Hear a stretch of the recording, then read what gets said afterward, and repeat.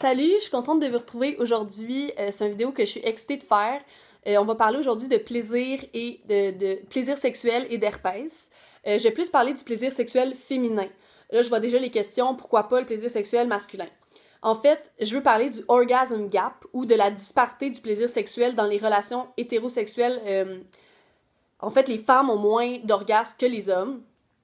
Dans une étude de 2016 de l'Archive des comportements sexuels faite sur 52 000 adultes aux États-Unis, ça rapporte que 95% des hommes hétéros avaient habituellement ou toujours un orgasme lors des relations sexuelles, contrairement à 65% des femmes seulement. Donc, on parle ici de 30% moins d'orgasmes chez les femmes que les hommes dans les relations hétérosexuelles. Il faut aussi dire que le clitoris, le fameux clitoris, a seulement été découvert, en fait, sa largeur et vraiment sa forme interne en 1998 seulement. Sachant qu'on a marché sur la Lune en 1969 et qu'on a inventé Internet en 1982, fallait vraiment pas s'intéresser au clitoris pour le découvrir seulement en 1998. Parce que le clitoris est un large organe interne, aussi comprenant des tissus érectiles comme le pénis. Maintenant qu'on s'y intéresse au fameux clitoris, on a découvert que 70% des femmes ont besoin de la stimulation du clitoris pour avoir un orgasme. Donc, orgasme par pénétration seulement, c'est hyper rare. Donc, juste pénétration égale pas orgasme.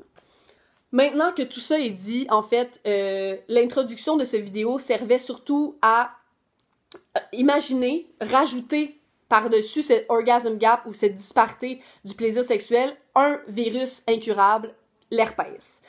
C'est sûr qu'une fois qu'on a l'herpès, moi, par exemple, je me sentais vraiment imposteur dans ma sexualité, je me sentais illégitime. Ça fait que on a tendance à voir notre plaisir comme secondaire. On met l'autre, en fait, sur un piédestal un peu parce qu'il accepte notre diagnostic et donc on veut surtout faire plaisir à l'autre et on peut s'oublier facilement et oublier notre plaisir sexuel. Donc, je vous encourage, mesdames, qui ont l'herpès, à continuer à chercher du plaisir dans l'acte sexuel parce que vous méritez autant qu'une femme qui n'a pas l'herpès d'avoir du plaisir et d'avoir des orgasmes. Donc, ça peut être par le self-pleasure. Je prends, par exemple, la masturbation, de pas avoir honte de se masturber, d'acheter de la lingerie pour vous sentir belle.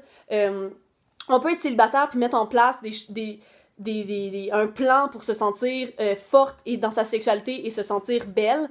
Et donc, pour encourager votre plaisir sexuel, sinon, en couple, ça va être de communiquer vos besoins, vos désirs, prendre le temps d'explorer ce qui vous fait du bien. Cette vidéo-là servait vraiment juste à encourager les femmes à ne pas se perdre, ne pas abandonner l'idée d'avoir du plaisir sexuel parce qu'on a l'herpès, parce que on le mérite, on mérite des orgasmes et je vous en souhaite beaucoup.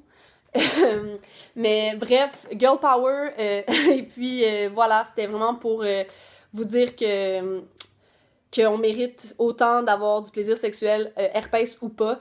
Je vais vous mettre en barre d'infos un TEDx sur justement la sexual disparity, du plaisir sexuel, une vidéo qui m'a beaucoup aidé pour, dans le fond, faire cette vidéo-là.